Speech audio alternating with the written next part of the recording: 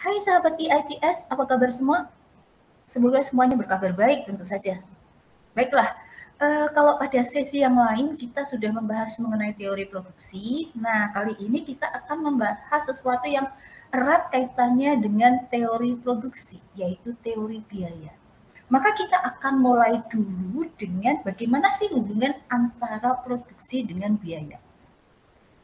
Sahabat IITS masih ingat bahwa dalam pembahasan mengenai produksi, jangka waktu analisis atau fungsi produksi itu kita bedakan menjadi fungsi produksi jangka pendek dan ada fungsi produksi jangka panjang. Nah, apa yang membedakan jangka pendek dan jangka panjang di sini, teman-teman?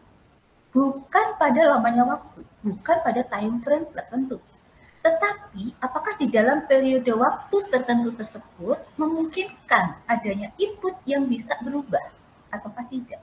Nah, periode waktu yang memungkinkan sebagian input untuk berubah, sedangkan input yang lain tetap minimal ada satu input tetap, itu kita sebut sebagai jangka pendek.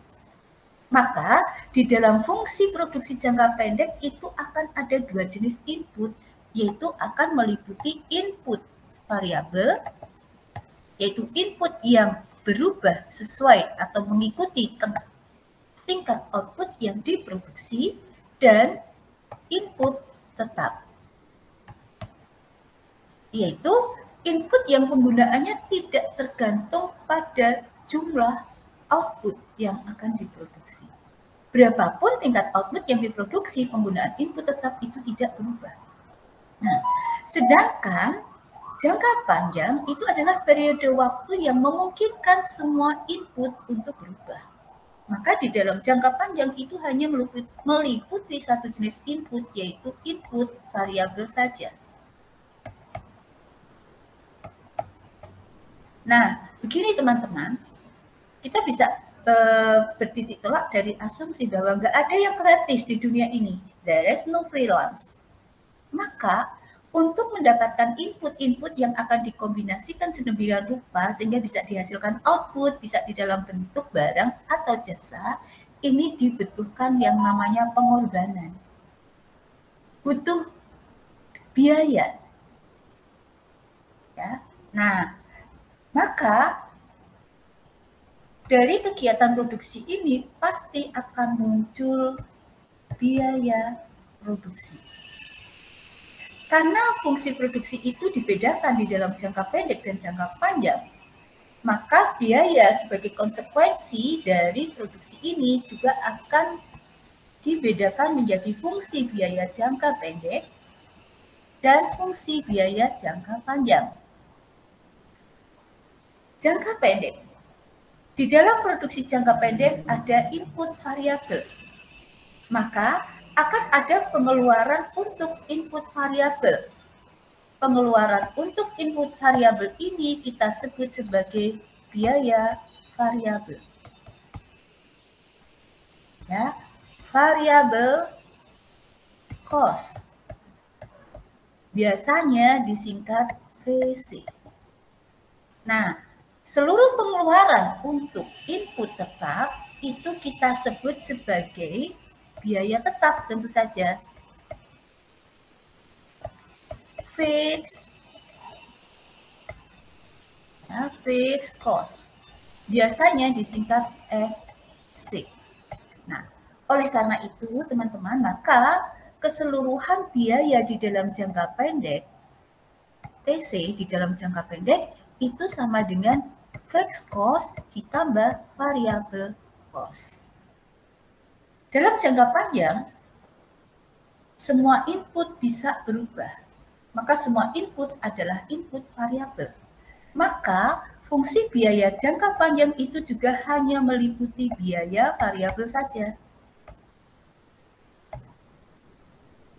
Oleh karena itu, maka keseluruhan biaya di dalam jangka panjang atau TC di dalam jangka panjang itu sama dengan variabel cost.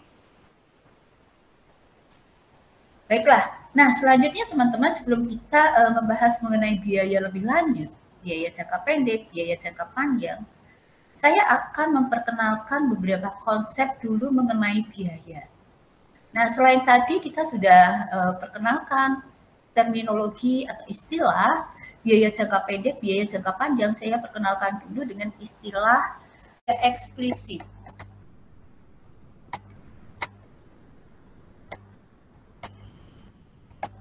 Explicit cost.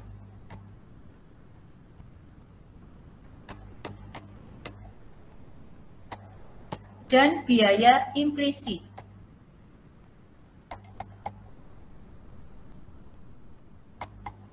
Implicit cost. Nah, apa itu biaya eksplisit? Apa itu biaya implisit? Biaya eksplisit itu adalah pengeluaran yang sungguh-sungguh dilakukan oleh perusahaan. Ada money out of pocket, ada cash outflow. Nah, ini secara akuntansi diakui sebagai transaksi, maka biaya eksplisit ini akan tercatat. Oleh karena itu, maka biaya eksplisit ini sering disebut juga sebagai biaya akuntansi.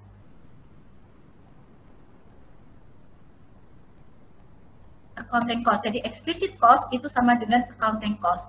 Itu adalah pengeluaran yang sungguh-sungguh dilakukan oleh perusahaan. Ada money out of pocket, ada cash outflow.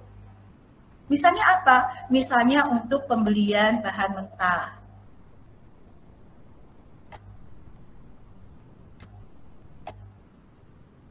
Untuk gaji, pembayaran gaji. Untuk pembayaran rekening listrik. Telepon, dan lain sebagainya.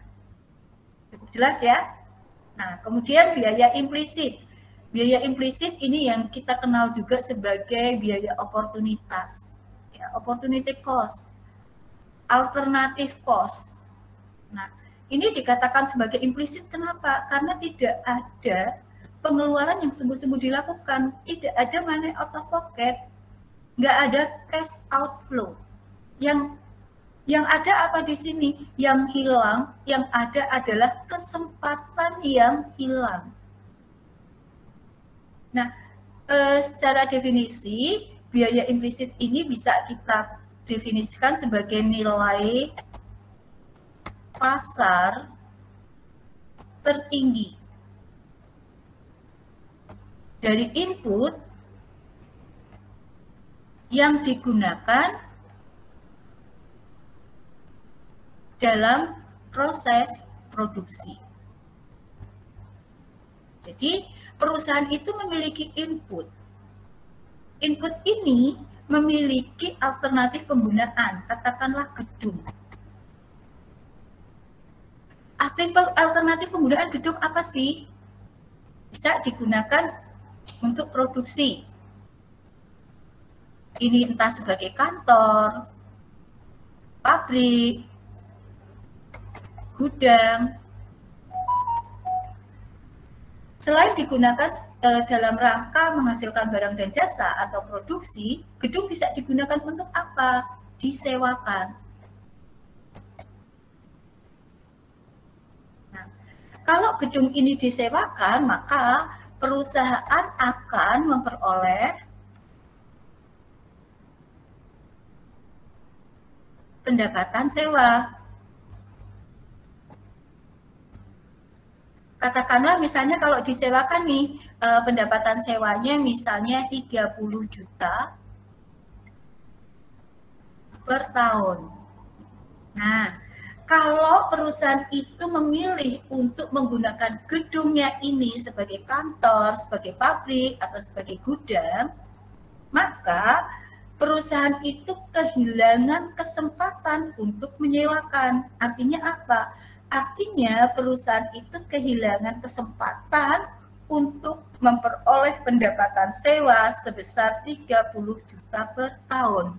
Nah, 30 juta per tahun yang tidak diperoleh perusahaan karena memilih menggunakan gedung itu sebagai kantor, pabrik, atau gudang, itulah yang disebut sebagai biaya implisit. Perusahaan mengeluarkan uang 30 juta tidak? Tentu saja tidak. tidak ada cash outflow sebesar 30 juta. Yang ada adalah perusahaan kehilangan kesempatan untuk memperoleh pendapatan sewa sebesar 30 juta per tahun. Nah, selanjutnya mengenai total cost, average cost, dan marginal cost. Ya.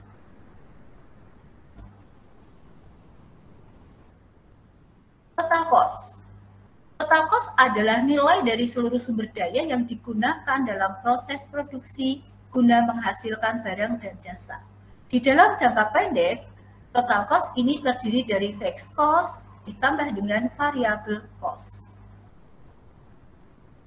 Kalau dalam jangka panjang apa? Tadi, kalau dalam jangka panjang total cost sama dengan fixed cost, sama dengan variable cost saja. Dalam jangka pendek, total cost itu terdiri dari fixed cost plus variable cost, yaitu merujuk pada pengertian nilai seluruh sumber daya yang digunakan dalam proses produksi guna menghasilkan barang atau jasa. Fixed cost atau biaya tetap, yaitu biaya yang tetap dibayarkan oleh perusahaan berapapun tingkat output yang diproduksi. Kenapa tetap dibayarkan? Karena memang biaya tetap ini adalah pengeluaran untuk input tetap. Input tetap tidak tergantung pada jumlah output yang diproduksi. Tetap digunakan berapapun jumlah output yang diproduksi, tidak tergantung pada jumlah output. Variable cost, yaitu biaya yang berubah menurut tinggi rendahnya tingkat output yang diproduksi. Masih ingat ya semuanya ya teman-teman, bahwa biaya variabel itu merupakan pengeluaran untuk input variabel. Input variabel tergantung pada jumlah output yang diproduksi. Semakin banyak jumlah output yang diproduksi, maka akan semakin banyak penggunaan input variabel. Oleh karena itu, maka biaya variabelnya juga akan semakin tinggi. Dan sebaliknya, kalau outputnya sedikit, penggunaan input variabelnya sedikit, maka biaya variabelnya akan semakin rendah. Oleh karena itu, kita bisa mengatakan di sini bahwa variable cost ini merupakan fungsi dari output. Kemudian average fixed cost. Biaya tetap rata-rata. Biaya tetap rata-rata mengacu pada pengertian biaya produksi per satu unit output, persatuan output yang dihasilkan. Secara matematis, average fixed cost (AFC) ini sama dengan total fixed cost dibagi dengan jumlah output yang diproduksi. Average variable cost atau biasa disingkat AVC, biaya variabel rata-rata. Ya. Biaya variabel rata-rata.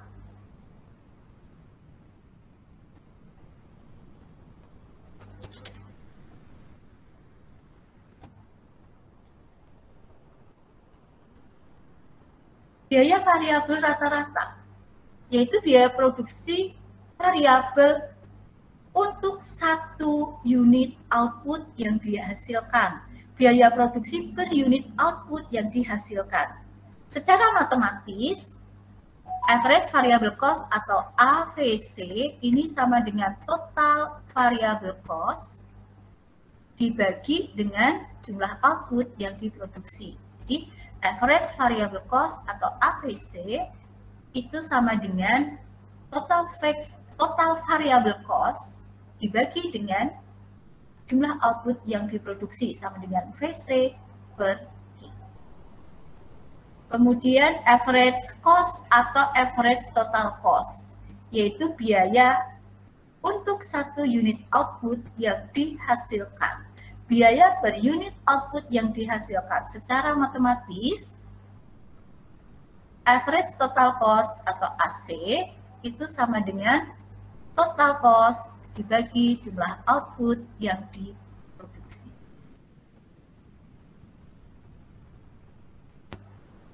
Untuk lebih jelasnya kita lihat ini ya. Q, jumlah output yang diproduksi, total produk. Ini bervariasi ya, 0, 50, 100 sampai dengan 700. Jelas? Nah, kemudian fixed cost. Fixed cost adalah pengeluaran untuk input tetap. Input tetap tidak tergantung pada jumlah output yang diproduksi, sehingga fixed cost ini juga tidak berubah berapapun jumlah output yang diproduksi. Kita lihat di sini. Tingkat outputnya 0, 200, 550, 700, fixed cost-nya tidak berubah, yaitu 60.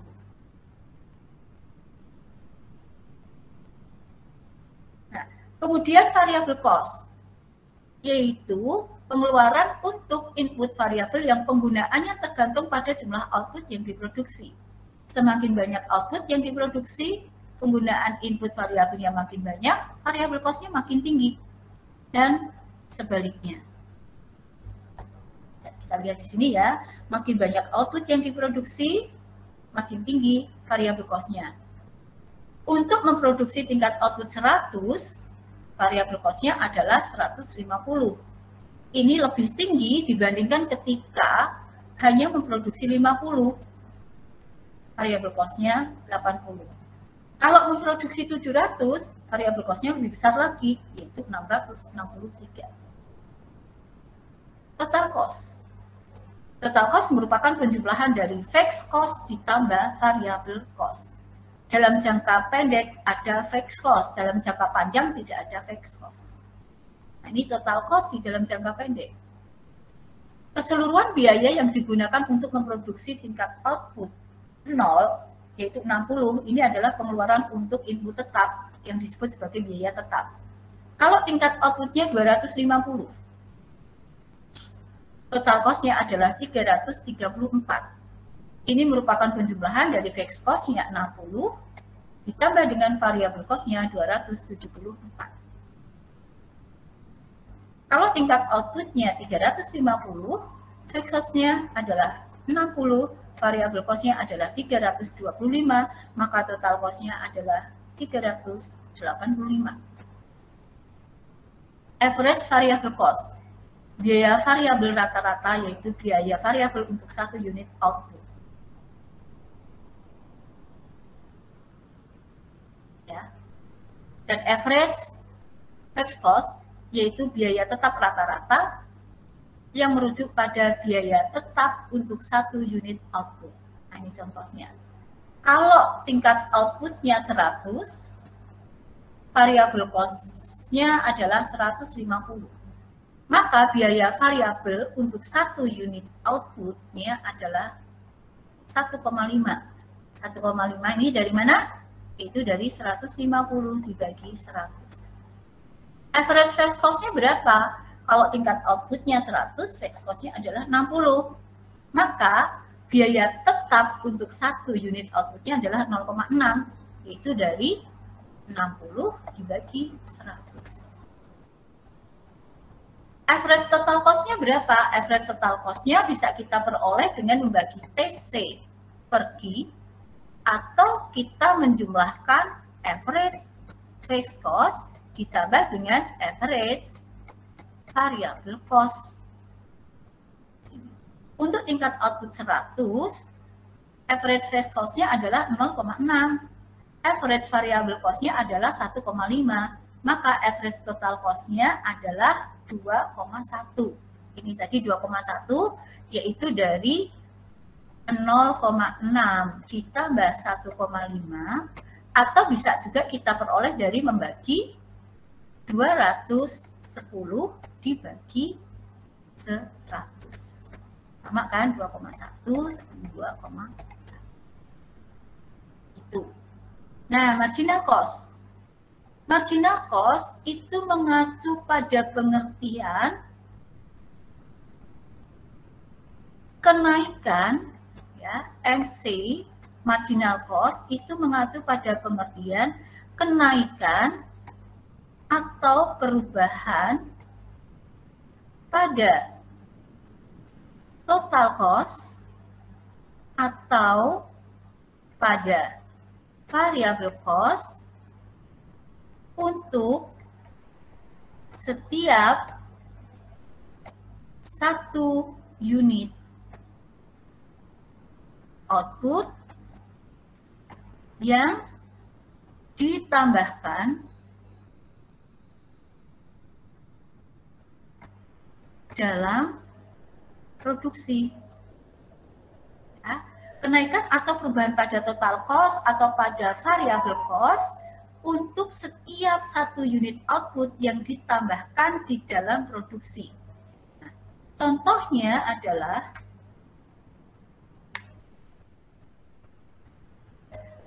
ketika jumlah output yang dihasilkan adalah, nih saya sembarang ya, ketika jumlah output yang dihasilkan adalah 500, total cost-nya adalah 460. Ketika tingkat output yang dihasilkan adalah 550, maka total cost-nya adalah 496. Maka berapakah kenaikan pada TC untuk setiap satu unit yang ditambahkan di dalam produksi tersebut? Berapakah MC-nya? Secara matematis, MC itu sama dengan delta TC per delta Q.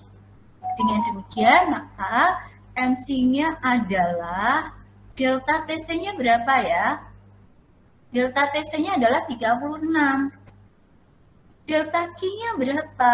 Delta Q-nya 550 dikurangi 500, yaitu 50. 36 dibagi 50 sama dengan 0,72. Maka berarti MC-nya adalah 0,72. Artinya apa? Artinya setiap ada satu unit output yang ditambahkan di dalam produksi dari 500 sampai ke 550 itu akan menambah total cost sebesar 0,72 atau akan menambah pada total variable cost sebesar 0,72. Kita lihat nih delta VC-nya berapa sih? MC itu juga bisa diperoleh dari delta VC per delta Q. Sama ya. Delta VC-nya itu kan berarti 436 dikurangi 436. Q-nya, delta Q-nya adalah 50, 0,72. Nah, itu mengenai PC, FC, PC, kemudian ada AFC, AVC, AC, dan MC. Oke. Sekarang kita lanjut. Dari tabel biaya ini, baik TC, AC, maupun MC, itu kalau kita buat scatter plot-nya, kita buat dalam bentuk grafik, kita memperoleh grafik seperti ini. Jadi yang di atas, ya, ini adalah TC. Intercept TC itu pada 60. Di sini 60.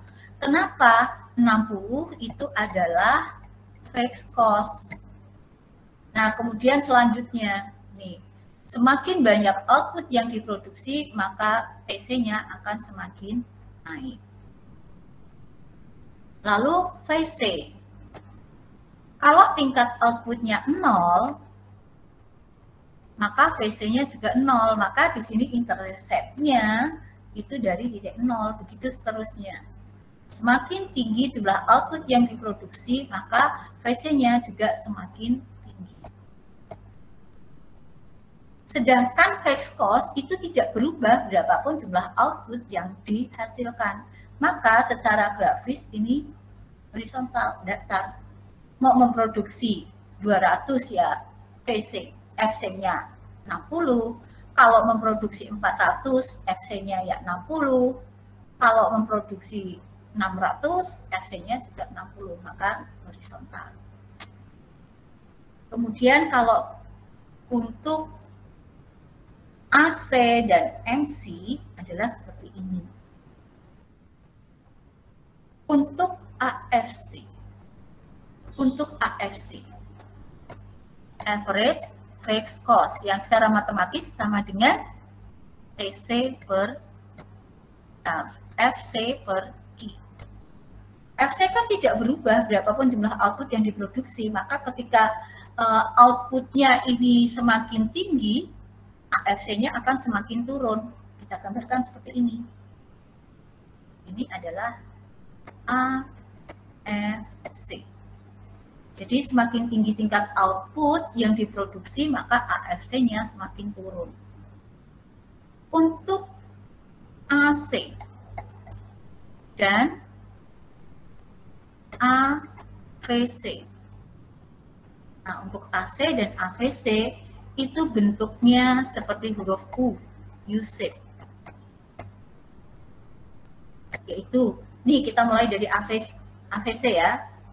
AVC mula-mula turun, kemudian naik, maka dikatakan U-shape. Ini adalah AVC. Demikian juga AC, average total cost. Ini bentuknya juga U-shape. Mula-mula turun, kemudian naik.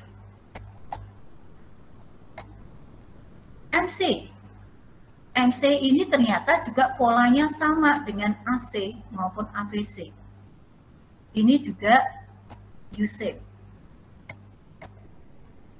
Itu mula-mula turun kemudian naik. Jadi ini MC mula-mula turun kemudian naik. Dan perlu diingat bahwa MC ini memotong AC pada titik minimumnya. Seperti itu.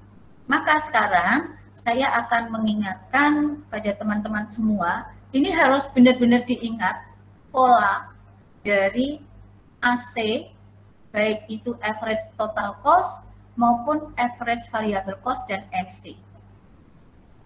Ya. Karena ini penting untuk nanti kita membahas penentuan harga dan output keseimbangan baik pada pasar persaingan sempurna, pasar monopoli, pasar persaingan monopolistik maupun pasar oligopoli. Jadi selalu diingat polanya ya, pola dari biaya AC maupun MC. Oke, ini AC, AVC dan MC. Kemudian di sini adalah tingkat output. Yang pertama, selalu ingat bahwa AC, AVC maupun MC ini bentuknya seperti huruf U, shape. Jadi saya gambarkan dulu AC. Mula-mula turun, kemudian naik. Polanya seperti ini, nggak usah peduli skalanya dulu ya, ini kan kita bicara pola.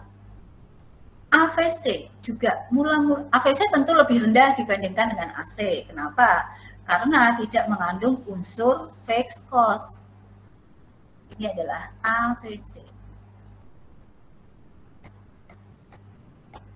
Nah, untuk MC itu mula-mula berada di bawah AVC, turun juga.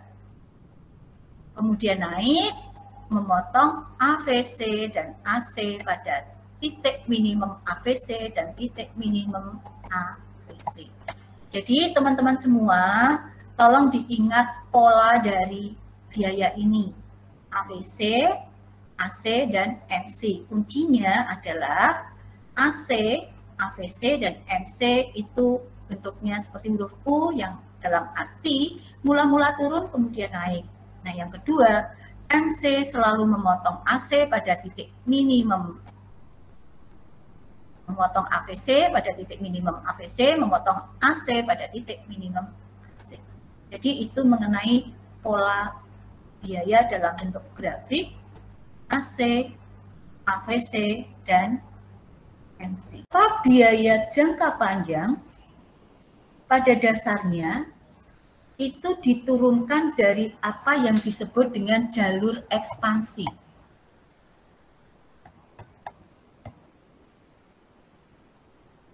Atau expansion path, ya.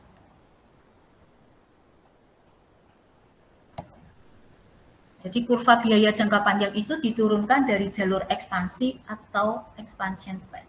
Masih ingat ya, di dalam penentuan keseimbangan produsen dalam jangka panjang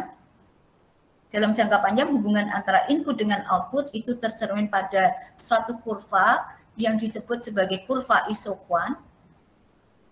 Jadi ini sumbu vertikalnya adalah K, sumbu horizontalnya adalah L, dengan asumsi Q merupakan fungsi dari K dan L.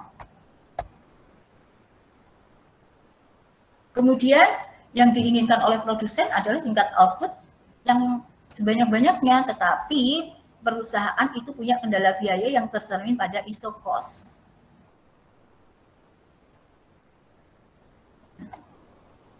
Keseimbangan produsen atau least cost combination,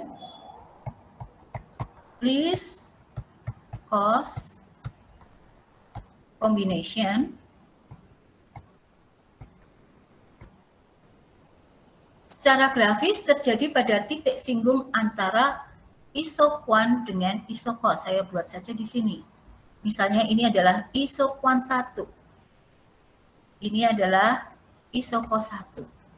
Nah, least cost combination-nya terjadi pada E1, yaitu titik singgung antara isoquant 1 dengan isocost 1 yang terdiri atau yang merupakan kombinasi dari input L sebanyak L1 dan input K sebanyak K1. Kemudian biaya produksinya semakin besar, maka isokosnya juga semakin longgar. Misalnya di sini. Maka least cost combination-nya akan berubah. Tapi selalu pada titik singgung antara isoquant dengan isocost. Katakanlah isoquant 2, ini adalah isocost 2. Least cost combination-nya terjadi pada E2, yaitu titik singgung antara isoquant 2 dengan isocost 2 dengan kombinasi KL2 dan K2. Lalu biayanya semakin longgar lagi, katakanlah tercermin pada isocost 3. Maka least cost combination-nya juga akan berubah lagi, yaitu pada titik singgung antara isoquant 3 dengan isocost 3, yaitu pada titik E3. Dengan kombinasi L3 dan K3. Nah, kita di sini punya 3 titik keseimbangan produsen atau 3 least cost combination, yaitu pada C1, Q1, C2, Q2, dan C3, Q3. Nah, titik-titik ini kita hubungkan. Kita memperoleh suatu garis. Kita memperoleh suatu garis. Garis inilah yang disebut sebagai jalur ekspansi. Nah, kurva biaya jangka panjang itu diturunkan dari jalur ekspansi ini. Bagaimana kita menurunkannya? Saya akan membuat 2 panel.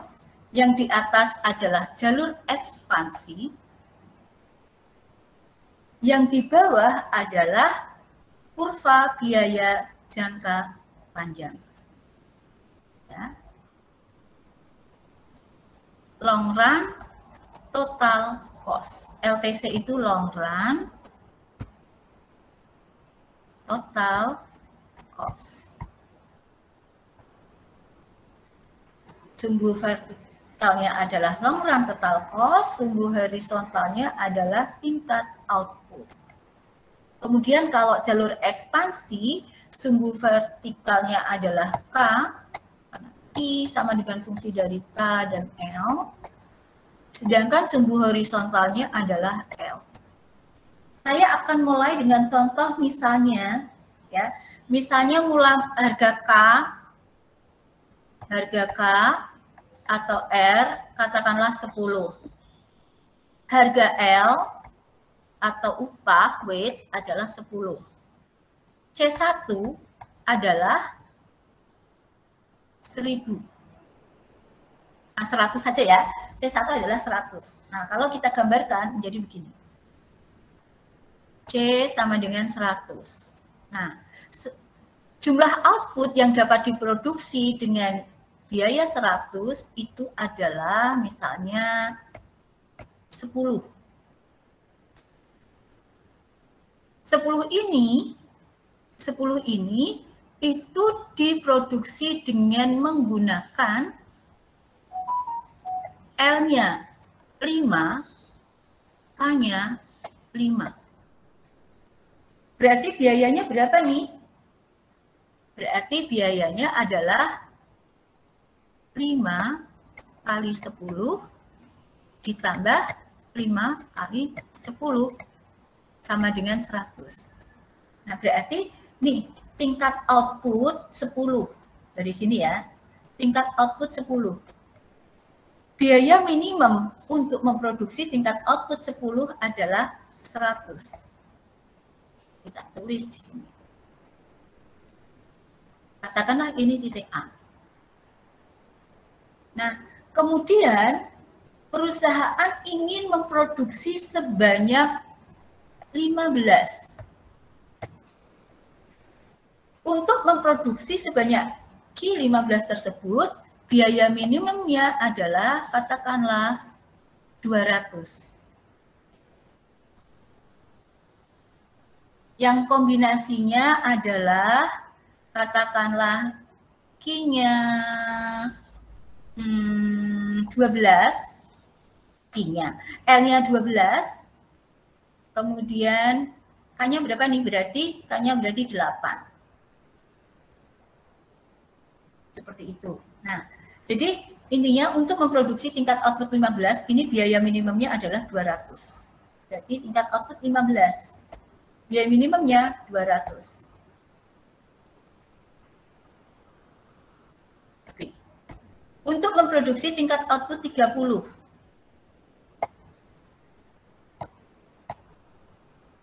Katakanlah ini sembarang angka untuk memproduksi tingkat output 30.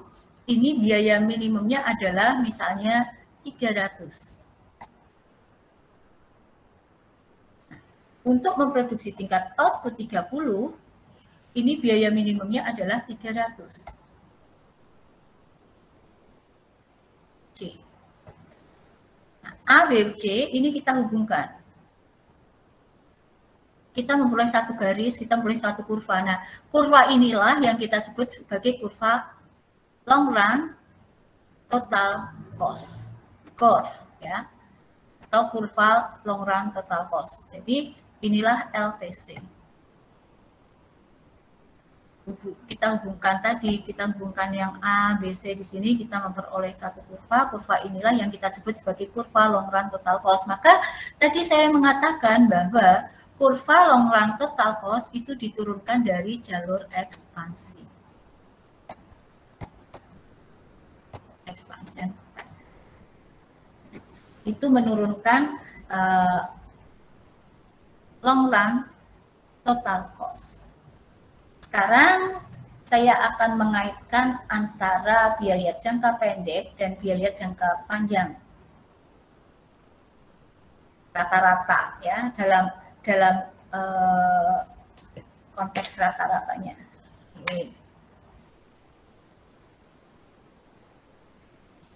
Jadi jangka pendek dan jangka panjang. Jangka pendek adalah periode waktu di mana hanya sebagian input yang bisa berubah. Harus ada input tetapnya minimal satu input tetap. Maka di dalam jangka pendek ini tidak dimungkinkan kapasitas produksinya berubah.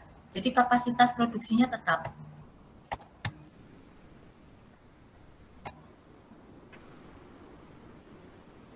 Karena ada input tetapnya. Nah, maka permasalahan atau persoalan ini jangka pendek maksudnya, jangka pendek. Maka persoalan produksi di dalam jangka pendek adalah bagaimana memanfaatkan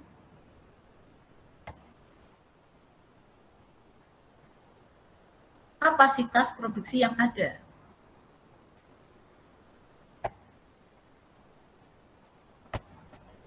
Dengan sebaik-baiknya.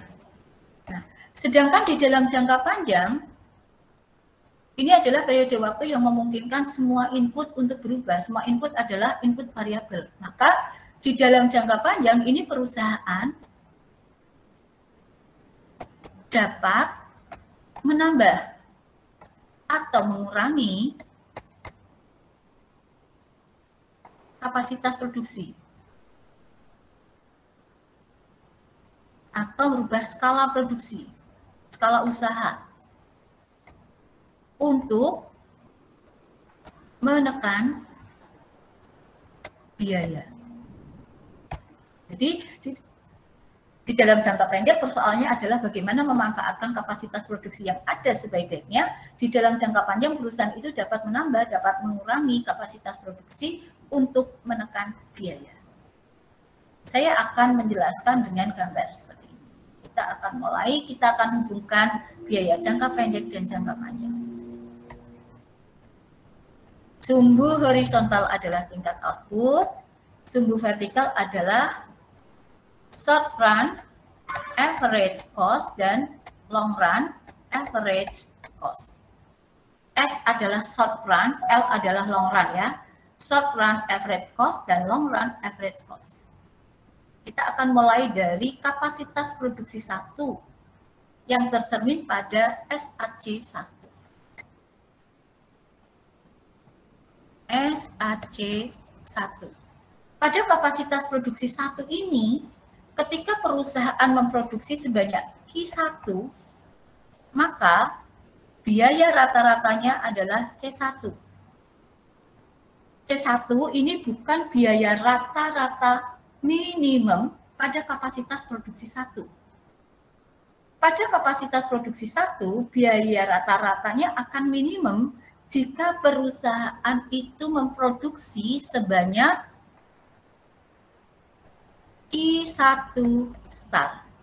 Nah, ini biaya rata-ratanya minimum, yaitu C1 star. Ternyata permintaannya terus naik.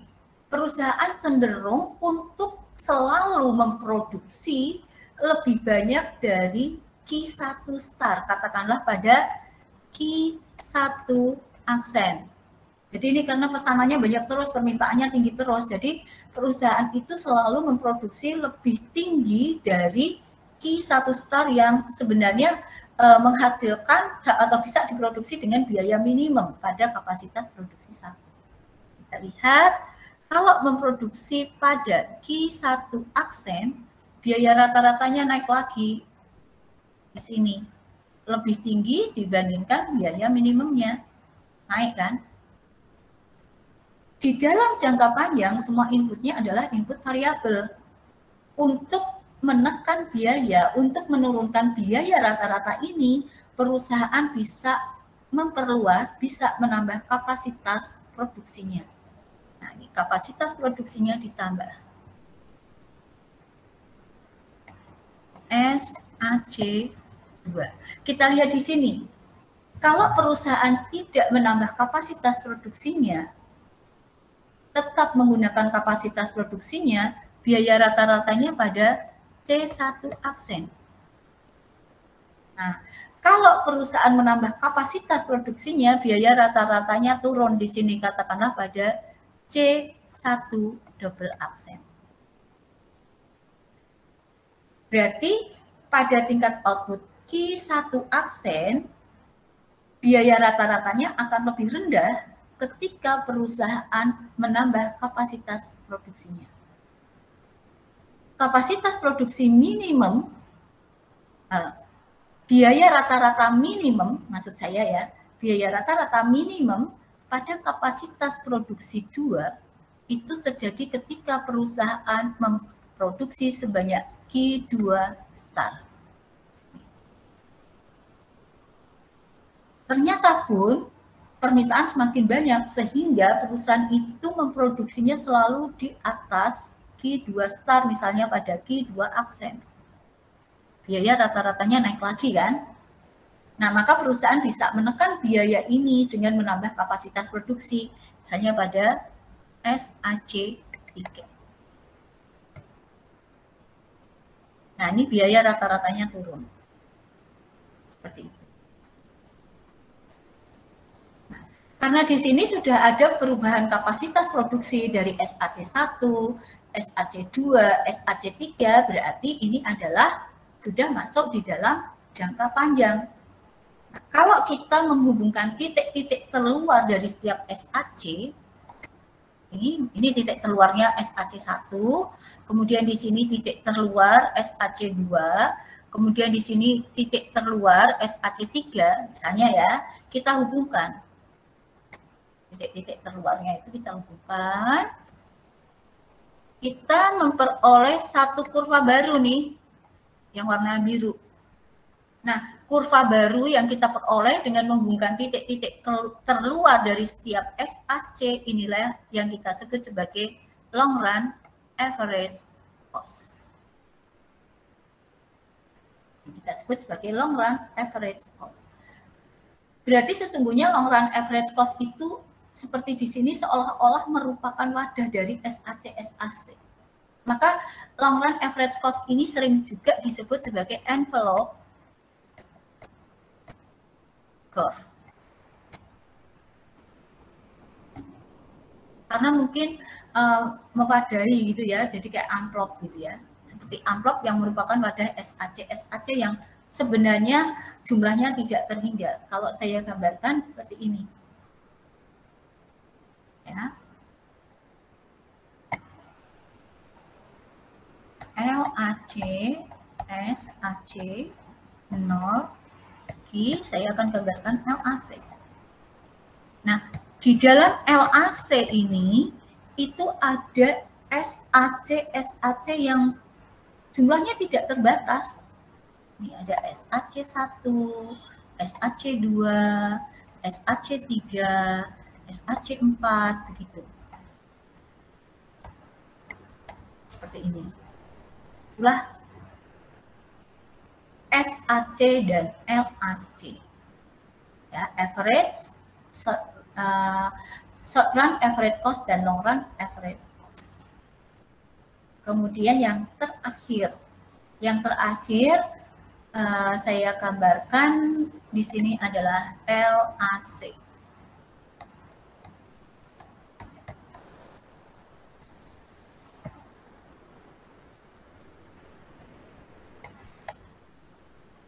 Kalau kita melihat LAC di sini bentuknya kan seperti huruf U, mula-mula turun kemudian naik. Berarti ada suatu periode di mana semakin banyak output yang diproduksi, ini menyebabkan long run average cost-nya atau menyebabkan average cost-nya naik, turun. Ya, ada periode produksi di mana semakin banyak output yang diproduksi menyebabkan biaya rata-ratanya turun. Q naik, biaya rata-ratanya turun. Nah, periode ini kita sebut sebagai economies, atau kondisi ini ya, kondisi ini kita sebut sebagai economies of scale. Yaitu suatu kondisi ketika semakin banyak tingkat output yang diproduksi menyebabkan biaya rata-ratanya turun. Saya potong saja di sini. Ini adalah economies of scale. Nah, setelah tingkat output tertentu, pada key start ini AC-nya minimum. Ini AC minimum. Kemudian tingkat outputnya ditambah lagi. Yaitu semakin banyak output yang diproduksi, ini menyebabkan AC-nya naik, average cost-nya naik. Nah, kondisi di mana semakin banyak output yang diproduksi, AC-nya naik, ini kita sebut sebagai diseconomies of scale.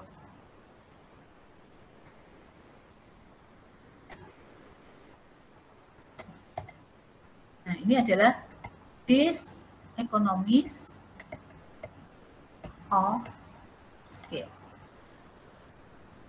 Nah, mengapa sih ada ekonomi semakin banyak output yang diproduksi, biaya rata-ratanya turun? Nah, ini bisa karena alasan finansial, bisa karena teknis.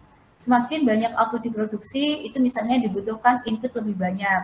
Nah, dibutuhkan dana lebih banyak. Kadang-kadang kalau kita membeli input banyak, kita dapatnya harga grosir, bukan harga eceran. Kalau harga grosir itu berarti per unitnya akan lebih murah, maka biaya produksinya turun. Gitu kan? Kalau kita meminjam uang di bank, semakin banyak uang yang kita pinjam, maka bunganya semakin rendah, berarti biaya bunganya turun, menyebabkan biaya produksinya turun. Kemudian di dalam kapasitas produksi yang semakin besar, itu juga dimungkinkan adanya spesialisasi, adanya pembagian tugas. Spesialisasi atau pembagian tugas ini menyebabkan perusahaan menjadi semakin produktif, maka biayanya akan turun. Tapi kalau semakin kapasitas produksi sudah terlalu besar, ini juga akan ada hambatan, ya kan? Ada hambatan koordinasi, ada hambatan transportasi dan lain sebagainya. Seperti itu. Nah, ini tadi pembahasan mengenai teori biaya. Nah, semoga bisa diterima dengan baik ya semuanya. Kalau misalnya ada pertanyaan-pertanyaan, saya kira semua tetap bisa menyampaikan ke saya akan mencoba untuk menjawab sebaik-baiknya. Saya kira sampai di sini ya pembahasan kita mengenai teori biaya. Kita ketemu di topik yang lain tentu saja.